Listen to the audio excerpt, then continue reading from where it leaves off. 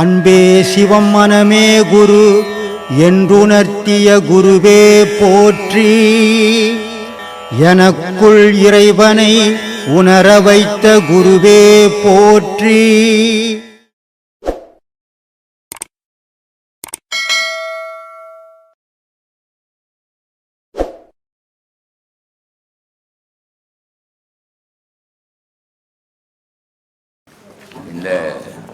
ஏன் இந்த யோகத்தை நம்ம கை கொள்ளணும்? இந்த யோகம் ஏதாவது நம்ம கற்பனையில் கொடுக்குறோமா, இல்லை இது பாரம்பரியமாக வந்ததா அப்படின்னு பார்க்கணும். ஏதோ புத்தகத்தை படிச்சுட்டு நம்மளே ஒரு யோகம் பண்ணிக்கணும். இது யோகம், இப்படி செய்யுங்க, இதை செய்தீங்கன்னா உங்களுக்கு பலன் கிடைக்கும், இதை செய்தீங்கன்னா நீங்கள் பணக்காரனாகிடலாம், இப்படி செய்தீங்கன்னா நீங்கள் வசதியாக வாழலாம் அப்படின்னு ஏமாற்றுற உலகம் இல்லை இது. இது பாரம்பரியம். திருமூலர்லேருந்து வேகப்பாதர், திருமூலர், பதஞ்சலி, சிவமாமுனி, இவங்க 4 பேரும் சிவபெருமான்கிட்ட நேரடியாக உபதேசம் வாங்கி அந்த உபதேச வழியில் அவங்க இந்த பூமிக்கு இந்த மக்களெல்லாம் தடுமாறி போயிருக்கிறாங்க.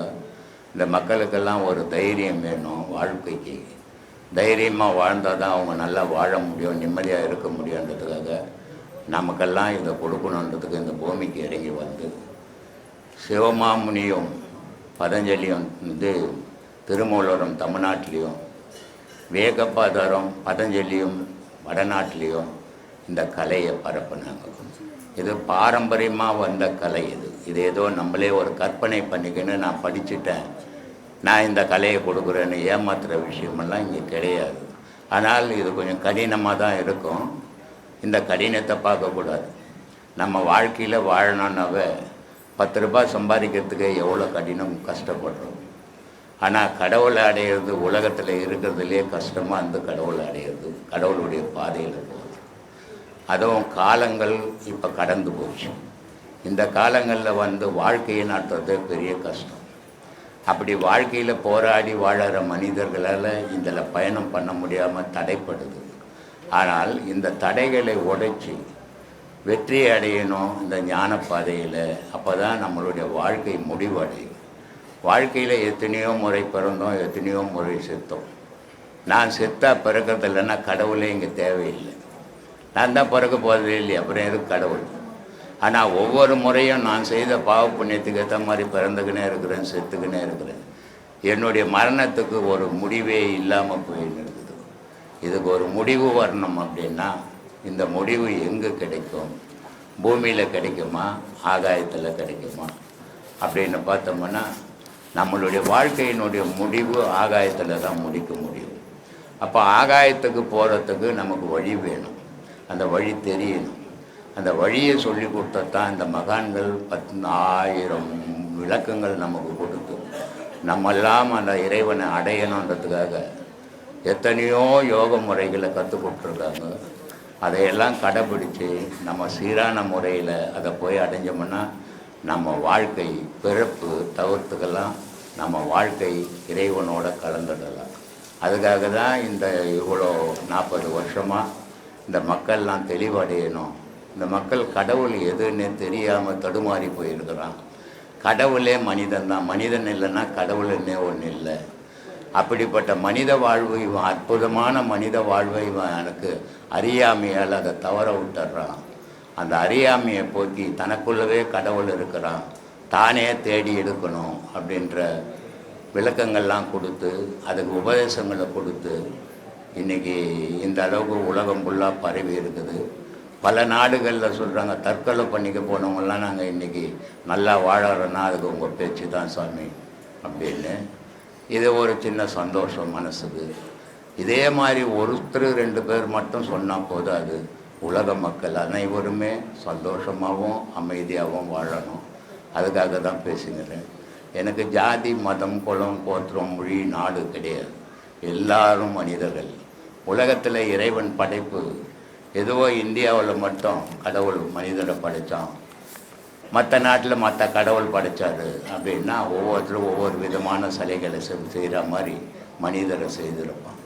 உலகம் ஃபுல்லாக ஒரே விதமான ஆண், உலகம் ஃபுல்லாக ஒரே விதமான பெண். இது படைப்பு அவன் ஒரே கடவுள். அந்த ஒரே கடவுளை உணரக்கூடிய வழி தான் யோக மார்க்கம். அந்த பலவிதமான கடவுளை கற்பனையில் கடவுளை கும்பிட்டு மாண்டு போயிடுறான் மனிதன். கடவுள் வழிபாடுன்றது காசுக்காக பண்ணுறது இல்லை, கடவுளுக்காக பண்ணுறது.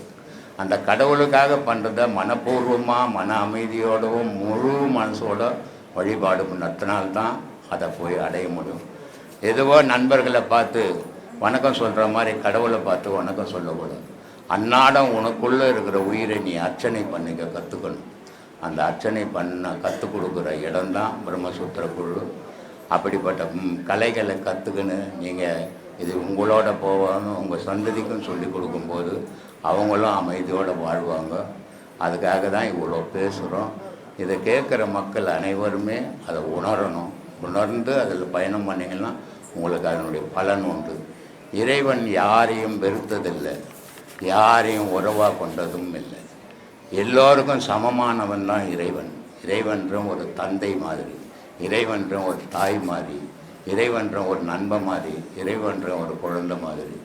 இத்தனை வடிவங்களில் நீ எதுவாக நினைக்கிறோ இறைவன் அதுவாகவே ஆவறான். அதனால தான் பகவத் எவன் ஒருவன் எதை நினைக்கின்றானோ அவன் ஒருவன் அதுவாகவே ஆகின்றான் அப்படின்னு. நம்மளுடைய நினைவுகள் கடவுளாக மாறணும். நம்ம கடவுள் வழியில் பயணம் பண்ணணும், கடவுளை அடையணுன்ற நினைவு நமக்குள்ளே உண்டாகி போச்சுன்னா இன்றைக்கி இல்லைனாலும் ஒரு நாள் அதை அடைஞ்சே தீருவோம். அந்த அடையிற வழியை தான் காட்டி நிற்கிறோம்.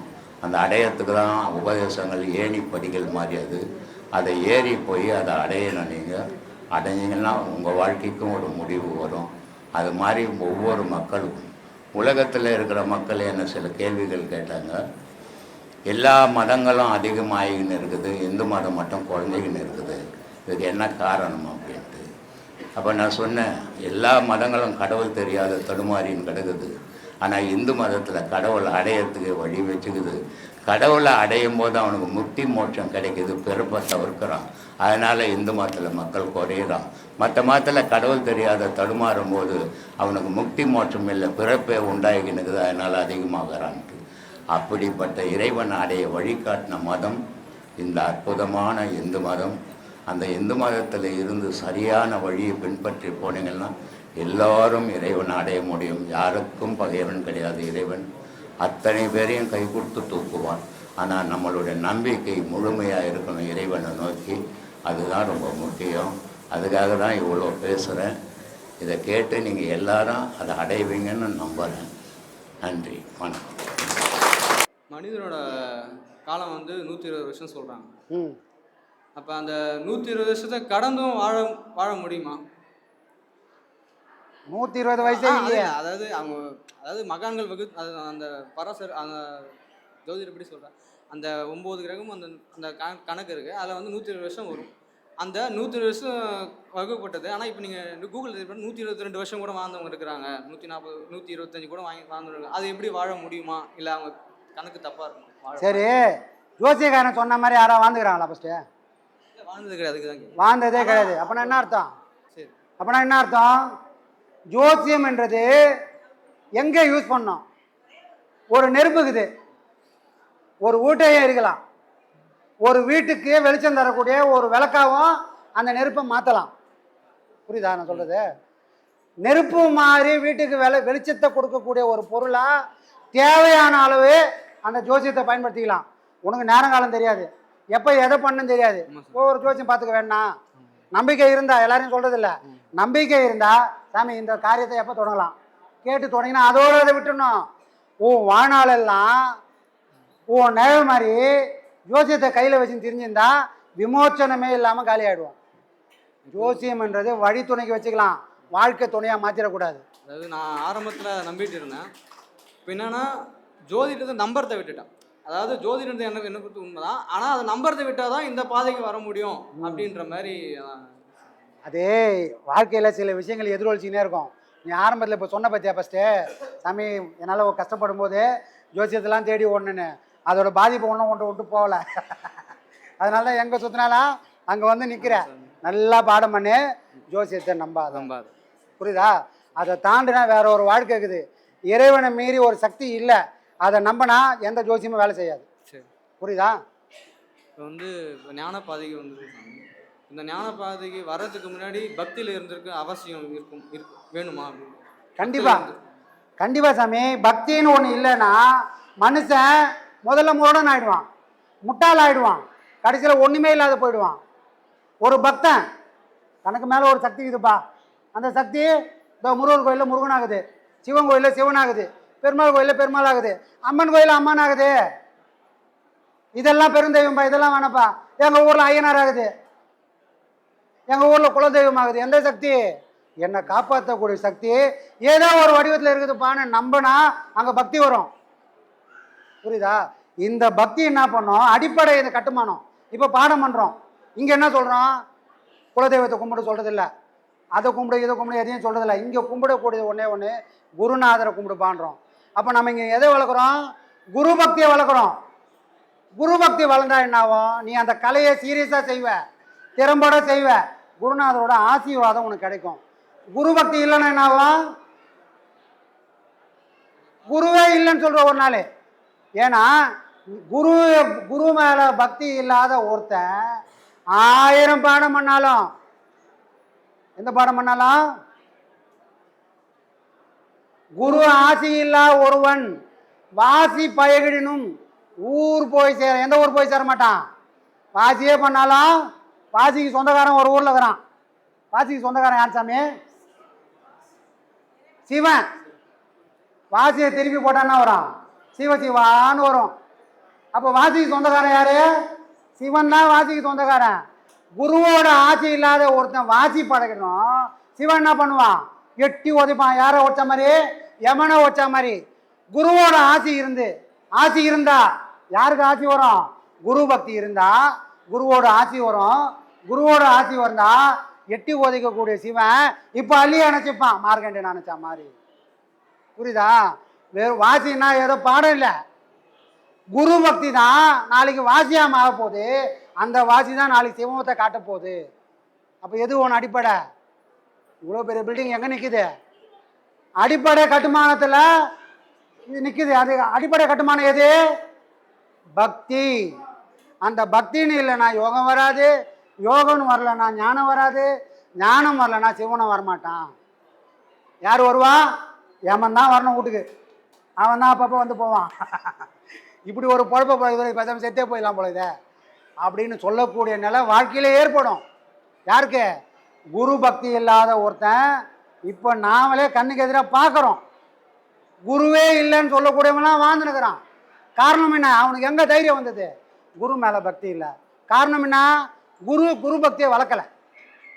ஏன்னா அவர் தான் குருனே சொன்னதில்லை, அப்புறம் அவர் ஏன் வளர்க்க போகிறாரு? ஆனால் நாமெல்லாம் சீடன், நமக்கெல்லாம் ஒரு குரு இருக்காரு. அப்போ நாம் என்ன பண்ணணும்? என் குருவை விட உயர்ந்த குரு யாரும் இல்லைன்னு நாம் தலையில் வச்சு கொண்டாடினா நமக்கு அடுத்து வர தலைமுறைக்கு குரு மேலே பக்தி வரும். பக்தி நல்லா இருந்ததுன்னா அவங்க பண்ணக்கூடிய பாடம் நல்லா பண்ணுவாங்க. பண்ணக்கூடிய யோகம் ஞானத்துக்கு கொண்டு போய் சேர்க்கும். ஞானத்துக்கு போனால் எதை தேடி போனானோ அவனை அதுவாகவே மாறி நிற்பான். எல்லாத்துக்கும் காரணம் எது? குரு பக்தி. புரியுதுங்களா? பக்தி இல்லாதவன் முட்டாளாகவும் முரடனாகவும் போவான் சாமி. வாழ்க்கையில் பார்க்குறோம், கண்ணெதிரில் பார்க்குறோம். புரியுதா? பக்தி வேணும்.